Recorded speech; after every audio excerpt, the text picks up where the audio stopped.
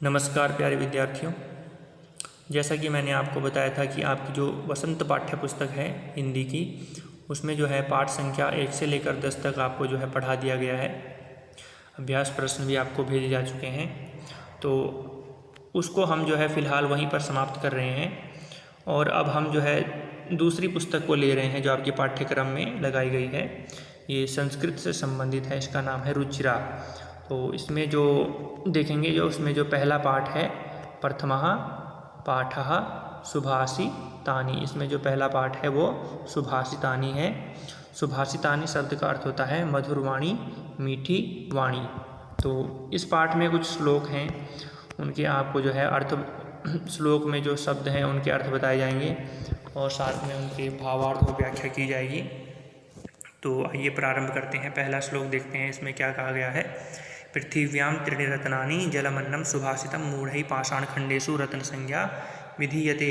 पृथिव्यां, पहले जो है शब्द सह इसका अर्थ बता रहे हैं, यानी एक एक शब्द का अर्थ बता रहे हैं। पृथिव्यां, पृथ्वी पर, त्रीणि तीन, रत्नानि रत्न, जलमन्नम जलम, अन्नम, यहाँ पर दो शब्द हैं, एक है जलम और दूसरा अन्नम।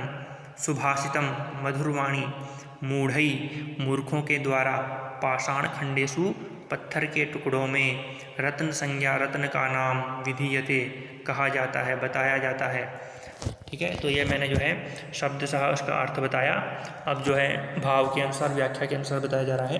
पृथिव्याम त्रीणि रत्नानि, पृथ्वी पर तीन ही रत्न हैं। जलमन्नम सुभाषितम, एक जल, दूसरा अन्न और तीसरा सुभाषितम यानी मधुरवाणी। मूढ़ई पाषाण खंडेशु, लेकिन जो मूर्ख लोग हैं, जो नासमझ लोग हैं, उनके द्वारा पाषाण खंडेशु पत्थर के टुकड़ों में, यानी जो पत्थर के टुकड़े यहाँ पर मतलब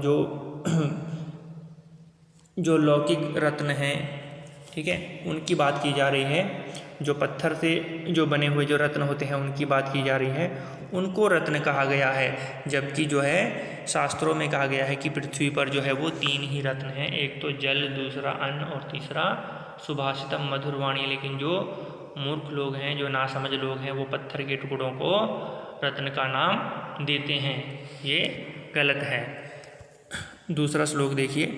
सत्येन धार्यते पृथ्वी, सत्येन तपते रवि, सत्येन वाति वायुश्च, सर्वं सत्ये प्रतिष्ठितम। सत्येन धार्यते पृथ्वी, सत्य के कारण ही पृथ्वी टिकी हुई है। कहने का मतलब है जो पृथ्वी है वो सत्य पर ही टिकी हुई है। सत्येन, सत्य के द्वारा, धार्यते धारण की जाती है, सत्य पर आधारित है। कौन? पृथ्वी। पृथ्वी सत्येन धार्यते, पृथ्वी सत्य पर ही टिकी हुई है, सत्य के कारण ही बनी हुई है, सत्य पर ही आधारित है।